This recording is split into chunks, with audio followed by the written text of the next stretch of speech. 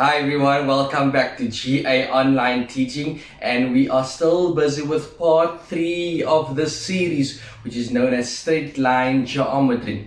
The past few weeks we've been doing corresponding angles. Last week we did co-interior angles, and today we are busy with alternate angles. Now again, I have 3 examples over here. Now let's get into the definition of alternate. Alternate means on opposite sides of the transversal line. Now what is a transversal line? It is the line that cuts through my parallel lines, right? That is known as your transversal. Now alternate means on the opposite side of my transversal line. To get that over there. Those two and those two if they are angles. These two and these two over there if they are angles. So what does it mean? Opposite sides of my transversal line. Now let's go into it.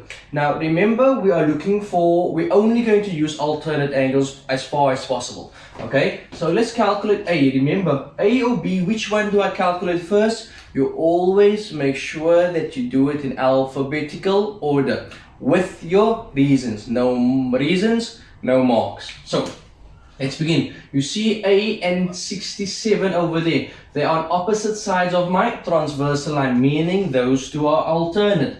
So A is equal to 67, and my reason is alternate angles are equal. B is alternate over there. B is alternate to 113. And my reason will still be alternate angles. Now there's different ways of calculating A or B. You can also use co-interior angles over there. For calculating B, you can use co-interior angles over there. Or you could use your straight line equal to 180 degrees. But we are focusing on alternate angles. Let's go to number 2. Again, those two angles are alternate. They may look in a different fashion, but what do I know about them? That they are equal to each other. And how do I write it? Basically the way I said it. 3x minus 10 is equal to x plus 50. And my reason is, why are they equal to each other?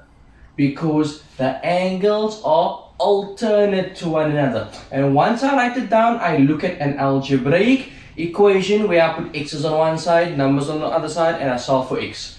So 3x minus x is equal to 50 plus 10. Solve that, that's 2x. That is equal to 60. Therefore, x is equal to 30 degrees. And if I were to ask you what is the degrees of that angle, what's the degrees of that angle? I substitute 30 in there and in here, and then I see, are the degrees, is the sizes the same? You'll find that they are exactly the same because the two angles are alternate to one another. Okay, let's take a look at example number 3.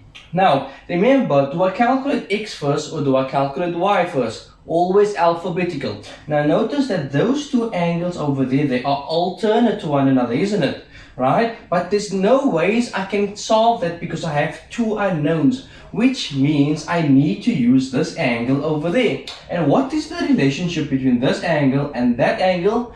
They are on a straight line, meaning that they are supplementary. So what happens if I add this angle plus that angle and I put it equal to what? 180 degrees, because they lie on a straight line. So we'll say 2x minus 25 plus this angle,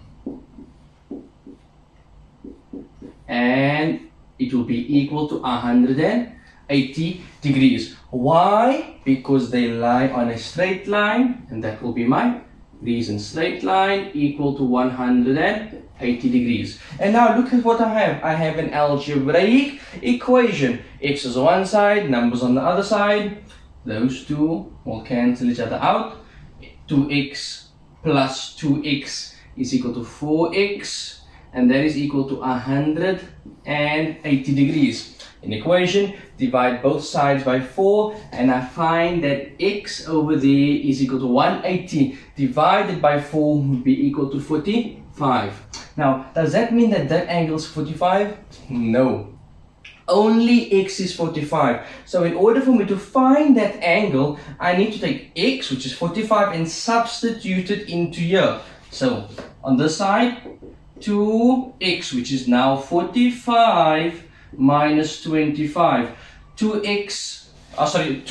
times 45 is 90. 90 minus 25 is equal to 65 degrees. So that angle over there is 65. And remember, y is alternate, meaning therefore that y is equal to 65 degrees because it is alternate to this angle over there. With that being said, we are done with straight line geometry. Next week I'm going to look at exam-based questions that we will find in this topic in your exam. I'll perhaps do 1 or 2 examples, and we can take it from there and perhaps start something new the following week. And until next time, please don't forget to like, share and subscribe to my YouTube channel at GA Online Teaching. The link will be below. Please don't forget to comment if you need any sort of assistance. And I'll see you next time.